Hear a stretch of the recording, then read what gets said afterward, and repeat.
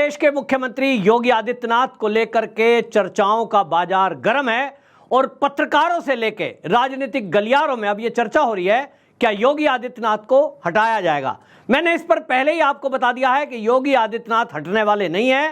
वो भारतीय जनता पार्टी भले ही ना चाहे देश की पहली पसंद है प्रधानमंत्री पद के लिए। इसका मतलब यह हुआ कि अभी 2027 का चुनाव योगी आदित्यनाथ के नेतृत्व में लड़ा जाएगा। इस पर भी मैं पहले वीडियो में बता चुका हूं। और इसके अलावा 27 का चुनाव लड़ने के बाद उत्तर प्रदेश में भारतीय जनता पार्टी की सरकार बनाने के बाद योगी आदित्यनाथ को केंद्र में कोई बड़ी जिम्मेदारी दी जा सकती है और उसके बाद 29 की तैयारी होगी और ऐसा मान सकते हैं कि योगी आदित्यनाथ के चेहरे पर ही 2029 का चुनाव लड़ा जाएगा। अगर भारतीय जनता पार्टी 2029 का चुनाव योगी आदित्यनाथ के चेहरे पर नहीं लड़ती है तो सरकार बनने की संभावना 29 में नहीं है। ये इस बार के झटके ने दिखा दिया है। दूसरा, 2027 में यदि उत्तर प्रदेश में योगी आदित्यनाथ की जगह कोई और चेहरा हुआ तो भी आप समझ लीजिए कि उत्तर प्रदेश जैसा बड़ा राज्य भारतीय जनता पार्टी के हाथ से निकल सकता है। ये मैं आज अभी से इस बात की घोषणा इसलिए कर सकता हूं क्योंकि मैं खुद उत्तर प्रदेश का रहने वाला हूं और यहां संगी साथी, पत्रकार मित्र, भारतीय जनता पार्टी के बहुत कार्यकर्ताओं से प्रतिदिन लगातार बातचीत होती है। अब सवाल यह है कि फिर इसके बाद यह चर्चा क्यों हुई। आखिरकार कार्यकर्ताओं की फीडबैक में, जो कार्यकर्ताओं के फीडबैक मुझे भी आए फोन के द्वारा, ये जो योगी जी के प्रति आक्रोश फूट रहा है, इसका कारण क्या है? तो मैं आपको बताऊंगा योगी आदित्यनाथ जी की एक छोटी सी गलती के कारण किस तरह से जो कार्यकर्ता योगी आदित्यनाथ के लिए दीवानगी रखता था, जिस कार्यकर्ता ने, जिस राष्ट्रवादी लोगों ने, जिन सनातनियों ने योगी आदित्यनाथ को सीएम बनाने के लिए 2017 में अपने वरिष्ठ अधिकारियों को मजबूर कर दिया कि वो उत्तर प्रदेश का सीएम योगी को घोषित करें, वही कार्यकर्ता आज योगी जी से नाराज क्यों हैं? इसका एक कारण है और आप कारण समझिए। आप याद करिए जब मायावती का शासन था, उत्तर प्रदेश में मायावती मुख्यमंत्री थी, अधिकारी कांपा करते थे, लेकिन मायावती ने अधिकारियों के खिलाफ जो कार्रवाइयां की हैं उसके अलावा अधिकारियों के ऊपर ही उत्तर प्रदेश की बागडोर को सौंप दिया। जो अधिकारी कहते हैं वही सही, और नतीजा यह हुआ कि मायावती को भ्रम में रखा गया, जमीन खिसकती रही और अधिकारी ऑल इज वेल कह करके मायावती को बहकाते रहे।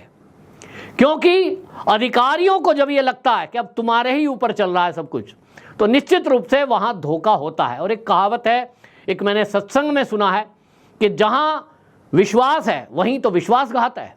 और इसलिए आपको अपने दिमाग से, अपने टेक्निक से, अपने विवेक से, अपने अनुभव से सीखते हुए चीजों को करना होता है। विश्वास करें लेकिन क्रॉस चेक जरूरी है। यहां मायावती फेल हुई केवल अधिकारियों के ऊपर भरोसा करने से। उसके बाद मुलायम सिंह की सरकार आती है और मुलायम सिंह की सरकार में अखिलेश यादव को लॉन्च किया जाता है और अखिलेश यादव ने मायावती से सीख लेते हुए उसके उलट घोषणा कर दी और यह कर दिया कि जो कार्यकर्ता है वही सब कुछ है, अधिकारियों के ऊपर कोई भरोसा नहीं है। अपनी एक टीम लोगों की बनाई और उसमें ये कहते थे कि अखिलेश के जो 11 लोग हैं ऐसे खास मित्र मंडली के, वो सारी कमान संभालते थे और सब चीजों पर नजर रखते थे। कार्यकर्ताओं के भरोसे छोड़ दिया गया उत्तर प्रदेश को, तो जिला अध्यक्ष से लेके, नगर अध्यक्ष से लेके, ब्लॉक प्रमुख तक थानों में लगातार एंट्री करने लगे। डीएम ऑफिस हो चाहे एसडीएम ऑफिस हो, वहां समाजवादी के कार्यकर्ताओं का बोलबाला होने लगा और उससे लॉ एंड ऑर्डर की सिचुएशन बुरी तरह बिगड़ गई। उत्तर प्रदेश में थानों में दलाली होने लगी, अधिकारियों पर दबाव बनने लगा, अपराधियों को बड़ी मेहनत से जो पुलिस वाले पकड़कर लाते थे, नेताओं के फोन के बाद उनको छोड़ना पड़ता था, तो फिर पुलिस वाले भी क्या करते, और इसलिए पुलिस शिथिल हो गई, शासन प्रशासन में भ्रष्टाचार बढ़ गया। अब इसी सब को देखते हुए उत्तर प्रदेश की जनता को एक ऐसा मुख्यमंत्री की आवश्यकता थी जो इन सब चीजों को ठीक करे। योगी जी 2017 में मुख्यमंत्री बने और इन्होंने मुख्यमंत्री बनने के बाद पिछले जो 2 कार्यकाल रहे हैं, मायावती का कार्यकाल, अखिलेश यादव का कार्यकाल, चाहिए तो यह था कि योगी आदित्यनाथ जी दोनों में तालमेल बिठाते, लेकिन योगी आदित्यनाथ जी के लेफ्ट एंड राइट जो सलाहकार थे, क्योंकि योगी आदित्यनाथ जी एक एमपी के नाते यहाँ थे, अभी तक गोरखपुर में जिस तरह का काम उन्होंने किया है, लेकिन शासन प्रशासन से बहुत ज़्यादा उनका इंटरेक्ट नहीं हुआ, बहुत बड़ा अनुभव नहीं था, और उत्तर प्रदेश एक बड़ा राज्य है, उसको चलाने के लिए कोई ना कोई सलाहकार चाहिए था। ये जो सलाहकार उनको दिए गए, उन्होंने योगी आदित्यनाथ को भ्रम में रखा। और मुझे इस कहने में कोई गुरेज नहीं है कि जिन अधिकारियों को केंद्र से भेजा गया और उनकी सहायता के लिए, मदद के लिए उनको दिए गए, उन अधिकारियों ने ऑल इज वेल की थ्योरी अपनाई। योगी जी को सारी रिपोर्ट्स ओके, सब काम ठीक चल रहा है, और इधर योगी आदित्यनाथ ने सोचा कि जो अखिलेश के शासन में चलता रहा है वो मैं नहीं चलने दूंगा, थानों में दलाली नहीं चलेगी, कार्यालयों में हमारे जो कार्यकर्ता हैं वो बदनामी होती है, उनके लिए एक सिस्टम डेवलप कर दिया। उस सिस्टम की बात मैं पहले भी वीडियो में कर चुका हूं, रिपीट नहीं करूंगा। और उन्होंने कार्यकर्ताओं को कह दिया कि कोई भी कार्यकर्ता थाने में दलाली नहीं करेगा। ऐसे कहने वाला पहला मुख्यमंत्री मैंने योगी आदित्यनाथ को देखा। कार्यकर्ताओं को स्पष्ट संदेश दे दिया, किसी का भी कोई काम है वो थ्रू प्रॉपर चैनल, जिला अध्यक्ष और नगर अध्यक्ष के थ्रू आए, प्रदेश अध्यक्ष के थ्रू आए, संगठन के जो लोग हैं उनके जरिए आएगा और अपने काम कराएगा। थानों में, कचहरी में कोई कार्यकर्ता भारतीय जनता पार्टी का नहीं जाएगा।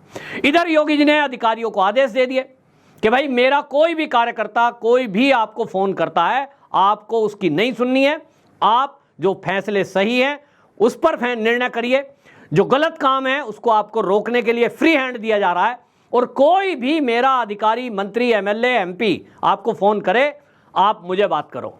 बस इतना आदेश होना था। अधिकारी बेलगाम होते चले गए। अधिकारियों को लगा कि अब तो योगी जी को डायरेक्ट रिपोर्टिंग करनी है, ना किसी एमएलए की सुननी है, ना जिला अध्यक्ष की सुननी है, ना नगर अध्यक्ष की सुननी है, निचले स्तर के कार्यकर्ताओं की तो बात ही छोड़ दो। कोई बूथ प्रमुख है, कोई ब्लॉक प्रमुख है, उसकी तो बात ही भूल जाओ। और इसके बाद अधिकारियों ने जो तांडव मचाया है उसके कारण आप देखें कि अधिकारी लोग जो जिला अध्यक्ष भी हैं, चाहे वो नगर अध्यक्ष भी हैं, बड़े अधिकारी लखनऊ में तो उनका फोन उठाने का सवाल ही नहीं है, फोन नहीं उठाएंगे। और उन्होंने एक टेक्निक सीख रखी है, जो मैं पहले भी बता चुका हूं, कि जो बड़े लेवल के नेता हैं उनकी चाटुकारिता करके, उनकी चापलूसी करके उनको खुश रखना, उनके व्यक्तिगत काम कर देना ताकि उनकी कंप्लेंट ना आए और योगी जी तक उनकी बात ना पहुंचे। योगी जी पूछते होंगे प्रदेश अध्यक्ष से, हाँ भाई कैसा चल रहा है संगठन में, ऑल इज वेल। निचले स्तर के कार्यकर्ताओं की क्या कमियां हैं, उनकी क्या समस्याएं हैं, उनकी क्या शिकायत हो रही है, अधिकारी कैसे नहीं सुन रहे, इस बात को योगी जी तक नहीं पहुंचाया गया। और इसके कारण अधिकारियों ने अपनी मनमर्जी करनी शुरू कर दी। उसका नतीजा हमने टीचर वाले फैसले पर भी देखा, किस तरह से एक तरफा फैसला ले लिया गया कि सभी टीचर बायोमेट्रिक अटेंडेंस लगाएंगे, इलेक्ट्रॉनिक अटेंडेंस लगाएंगे, सुविधाओं के नाम पर शून्य। मैंने पहले भी आपको बताया है, जिस पुलिस ने, उत्तर प्रदेश की पुलिस ने योगी जी का नाम पूरी दुनिया में कर दिया कि योगी जी की पुलिस है, तो वहां अपराधियों के लिए कोई स्थान नहीं है। ऑपरेशन लंगड़ा चला तो आपको जान के आश्चर्य होगा, 20,000 कम आंकड़ा नहीं है, 20,000 अपराधियों को टांग में गोली लगी, एनकाउंटर में पकड़े गए, आज जेल में बंद है। आपको सिंगल कोई एक केस नहीं मिलेगा जिसमें कोई आदमी ने केस में कोर्ट में केस डाल के कहा हो कि मुझे पुलिस ने गोली गलत मारी। यानी पुलिस का इतना बेहतरीन काम कि बड़े से बड़े और छोटे से छोटे अपराधी जो हैं वो आज जेल की सलाखों के पीछे हैं, या तो वो ऊपर भगवान के पास हैं। ऐसी बेहतरीन काम करने वाली पुलिस, उसकी भी निचले स्तर में जो समस्याएं हैं उसको नहीं सुना गया। ऊपर के अधिकारी योगी जी तक रिपोर्ट देते रहे हफ्ते के हफ्ते, और रिपोर्ट यही थी, ऑल इज वेल। ऊपर के अधिकारी जो योगी जी के साथ बैठते हैं, निश्चित रूप से डीजीपी, एजी, आईजी अभी इस स्तर के हैं, लेकिन योगी जी को यह भी समझना चाहिए कि थानों में समस्याएं क्या हैं। मैं व्यक्तिगत रूप से कुछ जो थाने एक आध बार कभी वास्ता पड़ता है, कभी गया हूं, मैंने देखा है पुलिस वालों के लिए पीने के लिए पानी नहीं है। नोएडा जैसा एक बड़ा शहर, उस नोएडा का बड़ा थाना, मैं नाम नहीं लूंगा क्योंकि विवाद हो जाएगा, बड़े थाने में पीने का पानी नहीं है, दिन में रहता है, रात को खत्म हो गया तो खत्म। जो पहरे पे हैं, जो ड्यूटी देने वाले हैं, वो बोतल खरीद के लाएं तो लाएं। पीने की व्यवस्था, पानी की व्यक्ति जो जिस तरह से ऑफिस में होनी चाहिए वो नहीं है। महिला पुलिसकर्मियों के लिए अलग से रूम होने चाहिए रात्रि विश्राम का, जो या ड्यूटी देने के लिए, वो नहीं है। जो पुलिसकर्मी हैं उनको थाने के आसपास कहीं आवासीय परिसर होने चाहिए, उनकी बहुत आवश्यकता है। आपने करोड़ों रुपए खर्च किए। जो पुलिस उत्तर प्रदेश में योगी जी की वाहवाही करा रही है, जो पुलिस दिन रात अपराधियों से जूझ रही है, उनकी खुद की जान को भी खतरा रहता है ड्यूटी के बाद। अगर उनका घर, उनका परिवार वहीं आवासीय परिसर में कहीं रह रहा होगा, सुरक्षित रह रहा होगा, तो इससे वो पुलिसकर्मी भी और स्वच्छंद होकर के अपराधियों के खिलाफ कार्रवाई कर पाएंगे। लेकिन उत्तर प्रदेश में गिनती के आवासीय परिसर हैं जो कि कहीं पुलिस क्वार्टर जिनको बोलते हैं, पुलिस लाइन बोलते हैं, कहीं ऐसे लोग रहते होंगे। आम तौर पे ये अभ्यास में नहीं बनाया गया।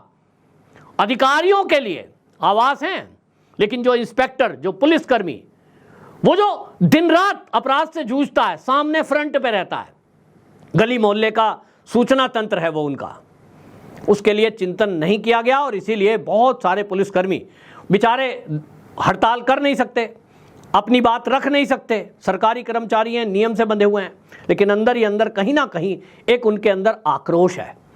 और वो आक्रोश कब दिखता है? जब चुनाव आता है। अब कहते हैं साहब पुलिस प्रशासन ने योगी जी की चुनाव में मदद नहीं की, उत्तर प्रदेश चुनाव में उन्होंने मदद नहीं की। करे कैसे? आपने उनसे काम तो लिया, लेकिन उनकी चिंता की क्या? आप टीचर की बात करते हैं। ज्यादातर अध्यापक ऐसे होते हैं जो पूरे मोहल्ले में, पूरे समाज में एक नैरेटिव बनाने का काम करते हैं। आपके किसी अधिकारी ने आपको राय दे दी कि आप ये फैसला लागू कर दो साहब, हो गया फैसला, लागू हो गया। उसके किंतु परंतु क्या है, इफ एंड बट्स क्या है, उस पर कभी ध्यान नहीं दिया गया। हड़ताल करने की नौबत आ गई तो फिर तब जाकर के आंखें खुली हैं, जब उसमें विपक्षी पार्टी बीच में कूद गई। और ये जो टीचर हैं, ऐसा थोड़ा ही है, इसमें कम से कम मैं बता रहा हूं 70% टीचर ऐसे हैं जो भारतीय जनता पार्टी के समर्थक हैं। उनके वोटर तो सभी हैं, लेकिन वो समर्थक हैं। उसमें उनको भी पीस दिया गया। क्यों नहीं? मैं पहले भी कह चुका हूं। टीचर मुझसे कहते हैं, देखिए जी, दिल्ली को आप देखिए, बाकी राज्यों को देखिए, टीचरों के घर के आसपास ही उनको पोस्टिंग मिल जाती है। क्यों नहीं 10 किलोमीटर के दायरे में उनको ये पोस्टिंग दे दी गई? ट्रांसफर पोस्टिंग का धंधा और उसमें पैसे जिस सरकार को कमाने हैं, उन्होंने ये इस तरह की एक तुगलकी फरमान जारी करने की आदेश किया था कि गाजियाबाद के जो टीचर है उसकी नियुक्ति गाजीपुर कर दो, गाजीपुर वाले की लखनऊ कर दो, लखनऊ वाले की बहराइच कर दो, और इस तरह से इधर उधर कर दो ताकि अपना ट्रांसफर कराने के लिए वो पैसा दे। योगी जी आए तो इस सिस्टम को ठीक करना था, लेकिन बाकी तरफ ध्यान नहीं दिया गया। पूरा फोकस योगी जी ने अगर कहीं किया तो वो पुलिस पर। अब पुलिस पर फोकस किया है तो भाई पुलिस में चाहे किसी भी विचारधारा का पुलिसकर्मी हो, जिसकी सरकार होती है उसको उस विचारधारा में चलना होता है। क्या उसको चेंज करने की आवश्यकता नहीं थी? उनकी समस्याओं को दूर करने की आवश्यकता नहीं थी? सरकारी कर्मचारी जो भ्रष्टाचार करते थे वो पहला चलता आ रहा था। ट्रांसफर पोस्टिंग का धंधा योगी जी ने बंद किया, लेकिन निचले स्तर पर जो भ्रष्टाचार अभी भी चल रहा है उसके पीछे कहीं ना कहीं बड़ा अधिकारी जिम्मेदार होता है। ऊपर से नीचे की तरफ भ्रष्टाचार चलता है, नीचे से ऊपर कभी नहीं चलता। नीचे से ऊपर चलेगा, ऊपर के अधिकारी की जिम्मेदारी है, वो एक्शन लेगा, और अगर एक पे एक्शन होता है 100 सतर्क हो जाते हैं। मैंने तो नहीं सुना कि उत्तर प्रदेश में कहीं जो विजिलेंस डिपार्टमेंट है, चाहे वो पुलिस का, चाहे वो प्रशासन का, वो विजिलेंस डिपार्टमेंट कहीं काम कर रहा है, 100, 200, 500 कर्मचारियों को उसने रिश्वत लेते पकड़ा हो, उनको एक्शन लिया हो, पता नहीं कहां है। और इसीलिए योगी आदित्यनाथ को जो तालमेल बनाना था, ना तो उनको पूरी तरह शासन प्रशासन के अधिकारियों के ऊपर विश्वास करके उनके ऊपर छोड़ देना था, ना पूरी तरह उन्हें कार्यकर्ताओं को फ्री हैंड दे देना था कि कार्यकर्ताओं के फोन थानेदार के पास जाएंगे तो उनका काम हो जाएगा, तो उसके तहसीलदार के फोन जाएगा कार्यकर्ता का तो उनका काम कर देना है। उससे अराजकता फैलती है, लेकिन इससे विश्वासघात हुआ और उनको तालमेल बनाना था। तो जो अब योगी आदित्यनाथ कर रहे हैं, अब खबर आ रही है कि योगी आदित्यनाथ ने जो फीडबैक लिया है अब तय किया है और उनको करना ही चाहिए। लेकिन अब योगी आदित्यनाथ के बारे में जो अफवाहें फैलाई जा रही हैं, योगी जी को हटाया जा रहा है, योगी जी को बदल सकते हैं, तो आपको बता दूं कि योगी आदित्यनाथ को अगर भारतीय जनता पार्टी को हटाना होता, मोदी जी को यदि उन्हें साइड करना होता, तो अभी लोकसभा के चुनाव की मैं आपको बात बताता हूं, 65 दिनों के अंदर 12 राज्य, 2 केंद्र शासित प्रदेश में 204 रैली हुई है। भारतीय जनता पार्टी में सबसे ज्यादा रैली, सबसे ज्यादा रोड शो यदि किसी नेता के हुए हैं मोदी जी के बाद, वो नंबर है योगी आदित्यनाथ। भारतीय जनता पार्टी को अगर योगी जी को साइड करना होता तो उनको स्टार प्रचारक इस तरह से बनाकर केरल से लेकर कन्याकुमारी तक उनको क्यों भेजा जाता? केवल इसलिए क्योंकि मैं पहले भी बता चुका हूं कि योगी आदित्यनाथ 2029 में देश के प्रधानमंत्री बनने जा रहे हैं और ये योजना में है। लेकिन कुछ लोगों को ये समझ नहीं आ रहा, कुछ लोगों को ये पसंद नहीं आ रहा, और जो योगी जी को पसंद नहीं कर रहे हैं, मैं एक बात कहता हूं कि घोड़ों की रेस में अगर गधा शामिल होगा तो निश्चित रूप से हारेगा। एक और तरीका है कि जो गधे हैं उनकी रेस से घोड़े को बाहर कर दो तो कोई ना कोई गधा जीत ही जाएगा।